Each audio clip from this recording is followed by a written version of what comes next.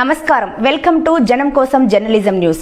Corporate కంపెనీలకు 16.5 లక్షల కోట్ల రుణమాఫీ చేసిన బీజేపీ ప్రభుత్వం మహిళలకు మాత్రం రూపాయి కూడా ఇవ్వలేదు. గ్యాస్ ధర 50 పెంచి మహిళలపై మోదీ సర్కార్ దిగుబడిని మోపింది. అంతర్జాతీయంగా ధరలు తగ్గుతుంటే ఇక్కడ పెంచడమేంటి? ఎమ్మెల్సీ కవిత 15-20 మంది ఉన్నారు అంతే. అదానీలు అంబానీలు ఆ స్థాయిలో ఉన్నోళ్ళు ఒక 15 నుంచి 150 మంది వరకు ఉన్నారు. వాళ్లకు మాఫీ చేసిన రుణము 16.5 లక్షల కోట్లు. మనం ఇవాళ నేను మీ అందరి సమ్మతితోనే నేనేం అడుగుదాం అనుకుంటున్నా అంటే కేంద్ర ప్రభుత్వాన్ని 5 లక్షల రూపాయలు రాష్ట్ర ప్రభుత్వం వడ్డీ లేని రుణం ఇస్తుంది కదా, మిగతా 15 లక్షలకు కేంద్ర ప్రభుత్వాన్ని నియమందం. వాజిబే కదా నేను అడిగేది, వాజిబే. ఇప్పుడు ఎక్కువ కూడా కాదు, అది 1500 కోట్లేమో అవుతుంది మొత్తం సంవత్సరానికి. అది కేంద్ర ప్రభుత్వం ఇవ్వచ్చు కదా. నిజంగా ఆడబిడ్డల మీద ప్రేమ ఉంటే, నిజంగా ఏదో చేయాలనుకుంటే ఎందుకు ఇవ్వద్దు కేంద్ర ప్రభుత్వం? ఏమిచ్చింది మనకి ఇప్పటివరకు మహిళలకు కేంద్ర ప్రభుత్వం? డైరెక్ట్ ఏమని ఇచ్చిందా?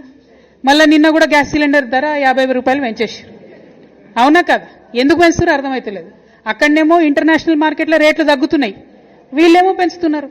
ఎందుకు పెంచుతున్నారు అంటే మా మోడీ ఇంత గొప్పోడు అంత గొప్పోడు అంటారు. ఎంత గొప్పోడైతే మాకేంది భయ్, ఇంటికి 50 రూపాయలు పెన్షన్ మాకు టెన్షన్ పెడుతురు కదా.